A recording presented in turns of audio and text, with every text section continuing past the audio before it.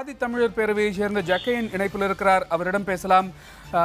திரு ஜக்கையன், இது போன்ற நிகழ்வுகள் தொடர்கதையாகி வருகின்றன. ஒரு பக்கம் நீதிமன்றத்தின் உத்தரவு இருக்கிறது, இது போல கழிவுநீர் தொட்டிகளை சுத்தம் செய்யும் பணிகளின் போது பல்வேறு வழிகாட்டு நெறிமுறைகளை பயன்படுத்த வேண்டும், நேரடியாக மனிதர்களை இதில் பயன்படுத்தக்கூடாது என்றெல்லாம் நிறைய உத்தரவுகள் இருக்கின்றன.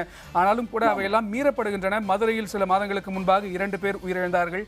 தற்போது இங்கே 3 பேர் உயிரிழந்திருக்கிறார்கள். காரப்பாக்கத்தில் என்ன சொல்ல விரும்புகிறீர்கள்? இது ஒரு தொடர்கதையாக ஒரு படுகொலை என்பது தொடர்ந்து நடந்து கொண்டே இருக்கிறது. ஆனால் இதை ஆளுகிற ஆட்சியாளர்கள் ஒரு விபத்தாகவே பார்க்கின்ற ஒரு அவலம்தான் இருக்கிறது. இது ஒரு விபத்து அல்ல, இது ஒரு படுகொலை என்பதுதான் ஆதித்தமிழர் கட்சியினுடைய கருத்து. என்று சொன்னால், இது போன்ற செப்டிக் டேங்குகளில மலக்குழிக்குள் இறங்கினால் மனிதர்கள் நிச்சயமாக மரணத்தை தழுவுவார்கள் என்கிற உண்மை தெரிந்திருந்தும் அரசு அதிகாரிகள் அவர்களை வேண்டுமென்றே இறக்கிவிட்டு அந்த படுகொலைக்கு தள்ளுகிறார்கள்.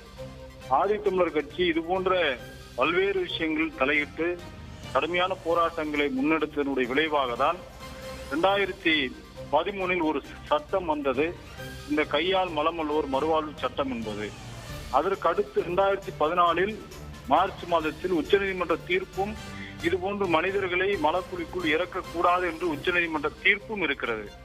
ஆனால் இதை காற்றில் பறக்கவிட்டு முழுக்க அரசு அதிகாரிகள் மிக மிக அலட்சியத்தோடு படுகொலை முயற்சிக்குள்ளாகின்ற ஒரு சாதிவெறி போக்கோடு நடந்துகின்ற நிலைமைதான் இந்த இடத்தில் நடந்து கொண்டிருக்கிறது.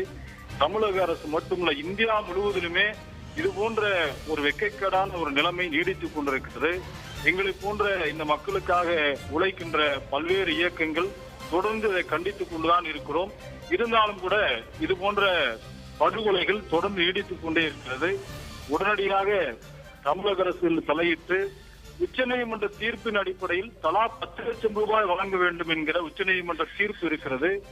நீதியரசர் சதாசிவம் அவர்களுடைய அந்த தீர்ப்பு இருக்கிறது. அந்த அடிப்படையில் அவர்களுக்கு 10 லட்சம் ரூபாய் இழப்பீட்டினை உடனடியாக அறிவிக்க வேண்டும். அதற்கு உடந்தையான அரசு அதிகாரிகளை பணி நீக்க. திரு ஜக்கையன், அந்த 10 லட்சம் ரூபாய் இழப்பீட்டை யார் கொடுக்க வேண்டும்? அந்த 10 லட்சம் ரூபாய் யார் கொடுக்கணும்னு நீதிமன்றம் சொல்லியிருக்கு. 10 லட்சம் ரூபாய் இழப்பீட்டு அரசு தான் கொடுக்க வேண்டும். அதை தமிழக அரசு அந்த 10 லட்சம் ரூபாய் இழப்பீட்டு தமிழக அரசு தான் கொடுக்க வேண்டும்.